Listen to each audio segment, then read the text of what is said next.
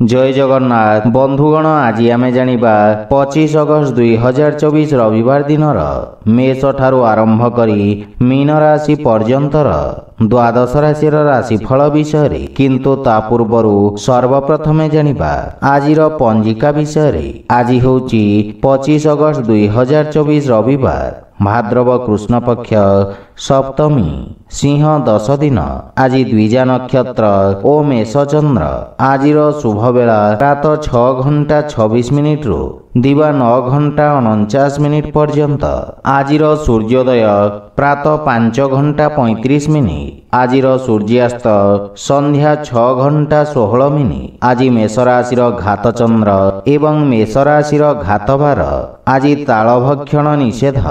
तो बंधुगण आसंतु जानिबा आजिर राशिफल विषय। ता पूर्व आम चैनल को जो मैंने नुआ करी आछंती तळे थिबा लाल रंगर सब्सक्राइब बटन को दबाई आम चैनल को सब्सक्राइब करंतु ओ पाखरे थिबा घंटी बटन को दबाई ऑल रे सिलेक्ट करंतु काहेकि ना आमे अपलोड करिथबा प्रत्येक वीडियो रो नोटिफिकेशन आपण सर्वप्रथमे पाई परिबे।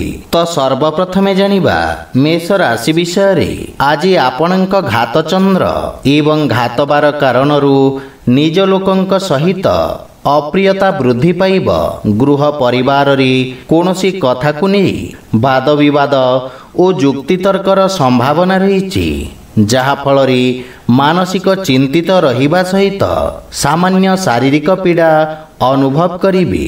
वाणिज्य व्यवसाय क्षेत्र रे आयर स्थिति मध्यम धरणर रहिबो एवं कार्य क्षेत्र रे अनाग्रह ओ आलस्यता भाव प्रकाश पाइब तथा कार्य क्षेत्र रे विशेष सफलता मिलिबो नहीं। कोनोसी गुरुत्वपूर्ण निष्पत्ति नेबा पूर्वरु भल भावरे चिंता करंतु एवं अनुभवी व्यक्तिंक परामर्श नियंतु। विशेष करी अश्विनी मेषर व्यक्ति विशेष मानंकु सावधान रहिबा उचित। विद्यार्थी छात्र छात्री तथा क्रीड़ाविद माने अस्थिर मना हेबे। महिला माने शारीरिक पीड़ा अनुभव करिवे। आज आपण ओं आदित्याय नमः मंत्र जप करंतु शुभ फल पाइबे। वृष राशि आज द्वादश चंद्र हेतु समस्त कार्य क्षेत्र रे सफलता मिलिले सुद्धा आत्मसंतोष प्राप्ति हेब नहीं एवं मनरे अशांति और अस्थिरतार भाव तथा शारीरिक पीड़ा अनुभव करिवे। व्यापार वाणिज्य क्षेत्र रे मध्यम धरणर लाभ प्राप्ति हेब एवं कार्य क्षेत्र रे सफलता मिलिबा सहित मान सम्मान वृद्धि पाइब। अनावश्यक व्यवहार रे वृद्धि घटिब किंतु आपण समस्त कार्य रे सुचिंतित पदक्षेप नेबारे सक्षम हेबे। विशेष करी जेउ मानकर कृतिका ओ मृगशिरा वृष सेमाने शुभ फल प्राप्त करिवे। विद्यार्थी छात्र छात्री माने शिक्षा क्षेत्र रे मनोयोग देबे तथा क्रीड़ाविद माने कर्म क्षेत्र रे जत्न नेबे। महिला माने धार्मिक कार्य रे अधिक रुचि रखिबे। आज आपण सूर्यदेव को जल अर्पण करंतु शुभ फल पाइबे। मिथुन राशि आपणक एकादश भाव रे चंद्रदेव को गोचर आपणक कार्य को विलंब करिब किंतु संपूर्ण सफलता हासिल करिबे। नूतन नियुक्ति पई चेष्टा करुथुवा व्यक्ति को इच्छाकृत सफलता पाइबा पई किछि समय लागिब। टेक्निकल क्षेत्र रे कार्यरत व्यक्ति माने निजर व्यवसाय प्रारंभ करिबार सुयोग पाई परिबे। विद्यार्थी छात्र छात्री माने निज लक्ष्य पूरण करिबे एवं गुरुजनक आशीर्वाद प्राप्ति हेब। परिवार सदस्यंक समर्थन मिलिब। पितांक सहित किछि वैचारिक मतभेदर संभावना रहिछि किंतु आपण निज बाणी रे नियंत्रण बजाय रखंतु। बड़ भाई भौणींक सहयोग रे आपण उपकृत हेबे। प्रेम जीवन पई समय उत्तम अनुकूल रहिछि एवं आंशिक आर्थिक लाभर संभावना रहिछि किंतु पितांक स्वास्थ्य प्रति विशेष जत्न नियंतु ओ स्वास्थ्य नियमर अनुसरण करंतु। आज आपण गोमाता को खाइबा को दियंतु शुभ फल पाइबे। कर्कट राशि आज विशेष करी युवा वर्ग ओ नूतन व्यवसायींक पई धन प्राप्तिर संभावना रहिछि। आपणक आत्मविश्वास रे ବୃଦ୍ଧି ଘଟିବ ଏବଂ ଆପଣଙ୍କ ଶକ୍ତି ବୃଦ୍ଧି ପାଇବ। ଆପଣ ସମାଜ ତଥା କାର୍ଯ୍ୟକ୍ଷେତ୍ରରେ ଉତ୍ତମ ମାନ ସମ୍ମାନ ପାଇବେ ଏବଂ ପଦୋନ୍ନତିର ମଧ୍ୟ ଯୋଗ ରହିଛି। ଆପଣଙ୍କ ଅଭିଜ୍ଞତା ଓ ଜ୍ଞାନ ବ୍ୟବସାୟ ତଥା କାର୍ଯ୍ୟକ୍ଷେତ୍ରରେ ଲାଭଦାୟକ ସିଦ୍ଧ ହେବ। ପାରିବାରିକ ସ୍ତରରେ ଆପଣ ଜୀବନସାଥୀଙ୍କ ଭାବନାକୁ ସମ୍ମାନ କରିବେ ଏବଂ ପରସ୍ପର ମଧ୍ୟରେ ପ୍ରେମ ଭାବ ବୃଦ୍ଧି ପାଇବ ତଥା କୌଣସି ମହତ୍ୱପୂର୍ଣ୍ଣ ବିଷୟରେ ଚର୍ଚ୍ଚା କରିବେ ଯାହା ଜୀବନ ସମ୍ବନ୍ଧିତ ଗୁରୁତ୍ୱପୂର୍ଣ୍ଣ ନିଷ୍ପତ୍ତି ନେବାରେ ଆପଣଙ୍କୁ ସାହାଯ୍ୟ କରିବ। ଆର୍ଥିକ ସ୍ଥିତି ଉତ୍ତମ ଅନୁକୂଳ ରହିବ। ବ୍ୟବସାୟୀମାନେ ଉପକୃତ ହେବେ। ସ୍ୱାସ୍ଥ୍ୟ ଦୃଷ୍ଟିରୁ ଦିନଟି ସାମାନ୍ୟ ରହିବ ଏବଂ ଆପଣ ଶାରୀରିକ କ୍ଳାନ୍ତ ତଥା ଦୁର୍ବଳତା ଅନୁଭବ କରିବେ। ଆଜି ଆପଣ ପକ୍ଷୀଙ୍କୁ ଦାନା ଖାଇବାକୁ ଦିଅନ୍ତୁ, ଶୁଭ ଫଳ ପାଇବେ।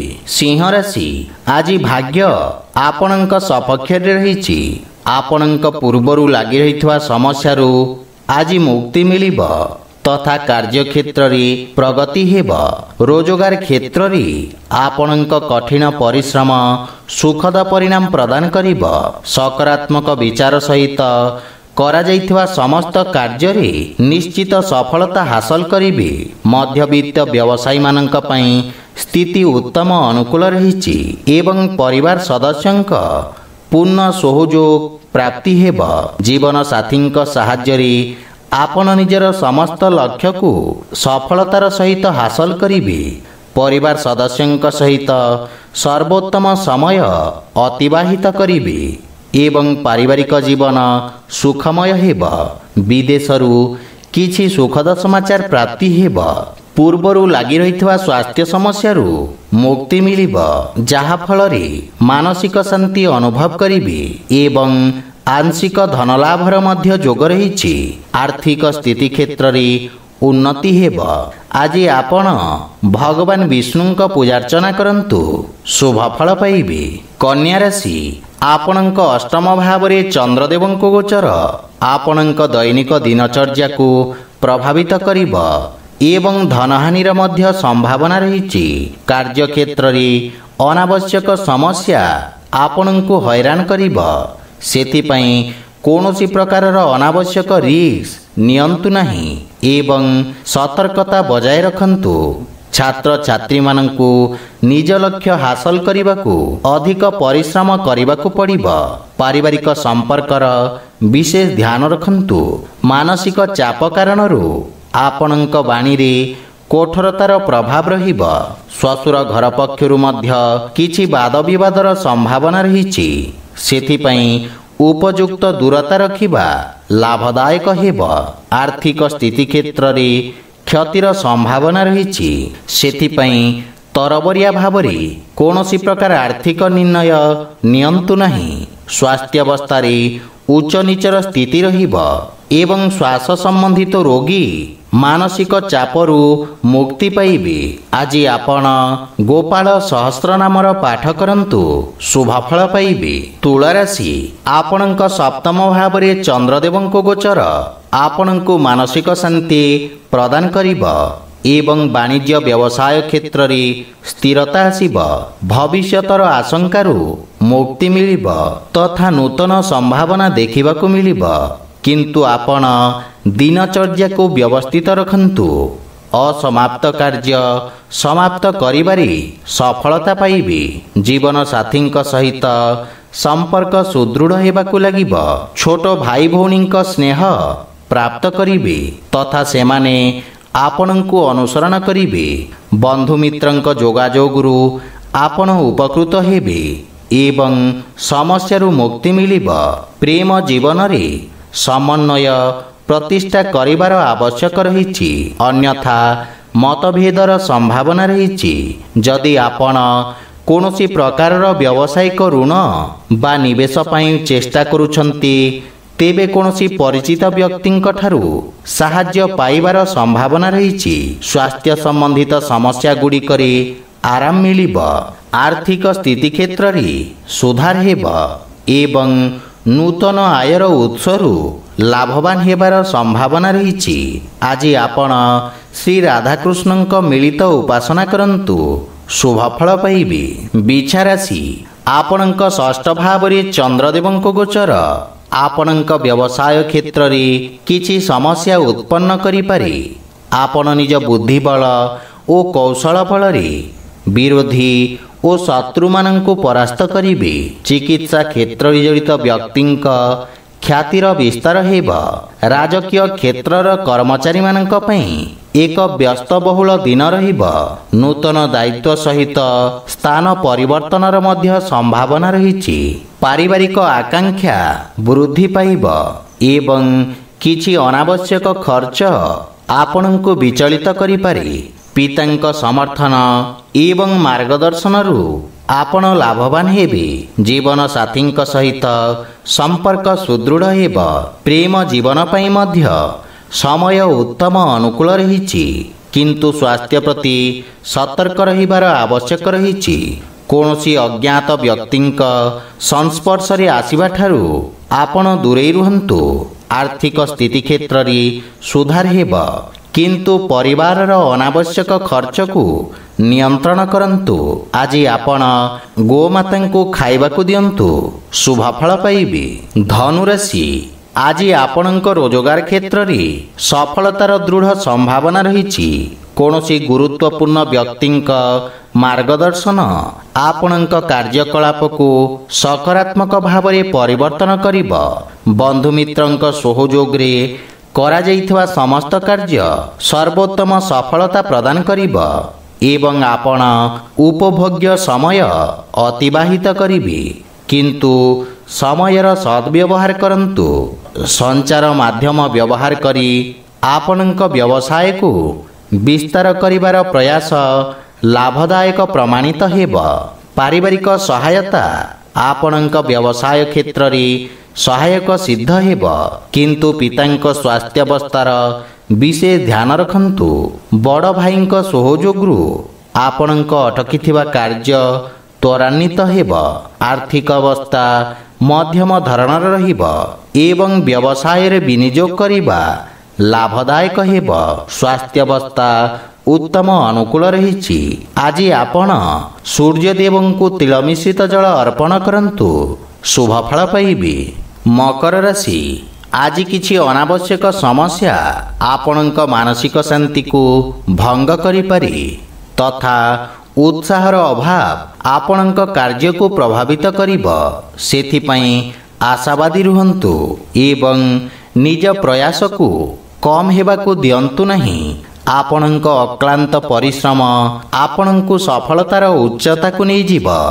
ରାଜକୀୟ ପକ୍ଷରୁ ସମ୍ପୂର୍ଣ୍ଣ ସହଯୋଗ ପ୍ରାପ୍ତି ହେବ। ବୈବାହିକ ଦାମ୍ପତ୍ୟ ଜୀବନ ଅତ୍ୟନ୍ତ ସୁଖମୟ ରହିବ ଏବଂ ଜୀବନସାଥୀଙ୍କ ପୂର୍ଣ୍ଣ ସହଯୋଗ ପ୍ରାପ୍ତି ହେବ, କିନ୍ତୁ ସନ୍ତାନ ସମ୍ବନ୍ଧିତ କିଛି ଚିନ୍ତା ଆପଣଙ୍କୁ ହଇରାଣ କରିପାରେ। ଆପଣ ପିତାମାତାଙ୍କ ଠାରୁ ସମ୍ପୂର୍ଣ୍ଣ ସମର୍ଥନ ପାଇବେ। ପ୍ରେମ ଜୀବନରେ ନିଜ ଉପେକ୍ଷାକୁ ନିୟନ୍ତ୍ରଣରେ ରଖନ୍ତୁ। ଆର୍ଥିକ ସ୍ଥିତି ଦୃଷ୍ଟିରୁ ସମୟ ଉତ୍ତମ ଅନୁକୂଳ ରହିଛି ଏବଂ ଦୀର୍ଘକାଳୀନ ନିବେଶ ଆପଣଙ୍କ ପାଇଁ ଲାଭଦାୟକ ହେବ, କିନ୍ତୁ ମାନସିକ ଚାପ ଆପଣଙ୍କ ସ୍ୱାସ୍ଥ୍ୟାବସ୍ଥା ଏବଂ ଏକାଗ୍ରତାକୁ କ୍ଷତି ପହଞ୍ଚାଇପାରେ। ଆଜି ଆପଣ ଅସହାୟ ବ୍ୟକ୍ତିଙ୍କୁ ସାହାଯ୍ୟ କରନ୍ତୁ, ଶୁଭଫଳ ପାଇବେ। କୁମ୍ଭ ରାଶି, ଆଜି ଆପଣଙ୍କ ତୃତୀୟ ଭାବରେ ଚନ୍ଦ୍ରଦେବଙ୍କ ଗୋଚର ଆପଣଙ୍କ ଶକ୍ତି ଏବଂ ଆପଣଙ୍କ ଅଟକି ରହିଥିବା କାର୍ଯ୍ୟରେ ଅଗ୍ରଗତି ଆଣିବ। ଷ୍ଟକ୍ ମାର୍କେଟ ଇତ୍ୟାଦିରେ ନିବେଶ କରିବା ଆପଣଙ୍କ ପାଇଁ ଲାଭଦାୟକ ପ୍ରମାଣିତ ହେବ। ବାଣିଜ୍ୟ ବ୍ୟବସାୟ କ୍ଷେତ୍ରରେ ନିଆଯାଇଥିବା ଅସୁରକ୍ଷିତ ନିର୍ଣ୍ଣୟ ଲାଭପ୍ରଦ ସିଦ୍ଧ ହେବ। ଭବିଷ୍ୟତ ପାଇଁ ସମ୍ଭାବ୍ୟତାର ନୂତନ ଦ୍ୱାର ଖୋଲିବ ଏବଂ ଆପଣ ପରିଜନଙ୍କ ସାହାଯ୍ୟ କରିବେ। ବଡ଼ ଭାଇ ଭଉଣୀଙ୍କ ଠାରୁ ମାର୍ଗଦର୍ଶନ ପ୍ରାପ୍ତି ହେବ ଏବଂ ପୈତୃକ ସମ୍ପତ୍ତି ପାଇବାର ଦୃଢ଼ ସମ୍ଭାବନା ରହିଛି।